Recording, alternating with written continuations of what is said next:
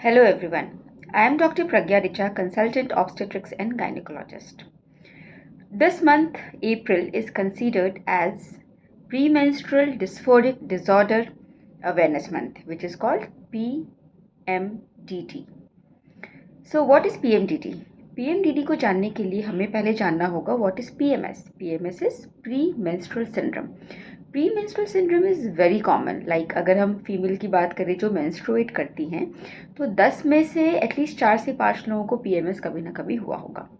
But अगर ये PMS बहुत ज़्यादा हो जाए, एक्सेसिव हो जाता है, तो उसको हम पीएमडीडी बोलते हैं, premenstrual dysphoric disorder, which is common but not as common as PMS. इसकी इंसिडेंस होती है कम से कम 100 में से अगर हम देखें तो 5 लोगों को पीएमडीडी की शिकायत हो सकती है.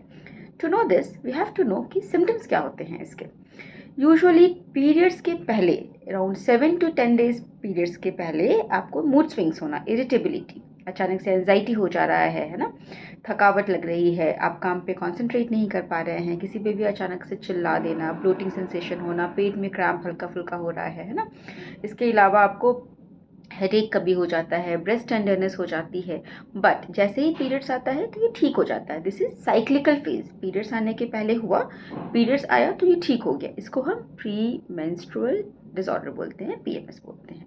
बट अगर ये बहुत ज़्यादा हो जाए कि पेशेंट डिप्रेशन में चला जाता है, पीरियड्स के पहले जाता है पर पीरियड्स आने के बाद ठीक हो जाता है, टीयरफुलनेस, अचानक से रोना शुरू कर दे किसी किसी बात पे, है ना, भूख नहीं लग रही है, नींद नहीं आ रही है, थोड़ा सा आपको एंजाइटी ज़्यादा हो रहा है, ऑफिस नहीं जा पा रहे हो, घर का काम कुछ नहीं कर पा रहे हो, अननेसेसरी कोई रीज़न नहीं है फिर भी आप किसी पे शाउट कर रहे हो, तो इसको हम डिस्फोरिक डिसऑर्डर में कंसीडर करते हैं, which is called PMDD.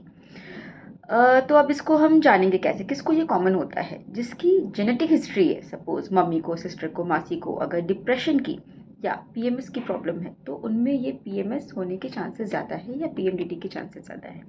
The one who smokes, smoking is a high risk factor for both PMS and PMDD. And any hormonal insensitivity, है ना, लाइक सबके लाइफ में पीरियड्स के साइकिल में हार्मोन्स ऊपर नीचे होते रहते हैं, because cycle is nothing but the interplay of the oestrogen and progesterone. But जब प्री मेंस्ट्रुअल फेज होता है उस समय प्रोजेस्टेरॉन ज़्यादा होता है और कुछ लोग प्रोजेस्टेरॉन के लिए ज़्यादा सेंसिटिव होते हैं, हाइपर सेंसिटिव होते हैं, इसलिए उनमें ही पीएमएस या पीएमडीडी होता है. अब इसको ठीक कैसे किया जाए.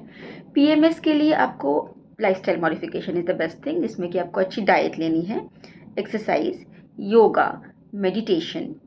देन आपको अपने डॉक्टर से मिलना है डेफिनेटली. ज़रूरत पड़े तो हम पेन किलर देते हैं, simple paracetamol for headache and breast tenderness. But अगर लाइफस्टाइल मॉडिफिकेशन से ठीक नहीं होता है then we have to start some hormones. साथ ही साथ अगर आप पीएमडीडी में, दैट मीन सीवियर स्टेज में जा रहे हो, तो हमें cognitive behaviour therapy with the help of psychiatrist और साइकोलॉजिकल काउंसलर से भी आपकी ट्रीटमेंट करानी पड़ती है. And a good dietitian should be your friend. आपको डाइटिशियन के पास भी जाना पड़ सकता है. अगर इन सब चीज़ों से ठीक नहीं हो तो कभी कभी पेशेंट को एंटी डिप्रेसेंट या फिर मूड स्टेबलाइजर की मेडिसिन की भी ज़रूरत पड़ती है, which is not life long. धीरे धीरे करके जब प्रॉब्लम ठीक हो जाती है, हार्मोनल बैलेंस हम ठीक से कर देते हैं मेडिसिन से, तो हम antidepressant and mood stabiliser भी ग्रेजुअली स्टॉप कर देते हैं. So know about PMS, know about yourself, and there is a treat chart over it.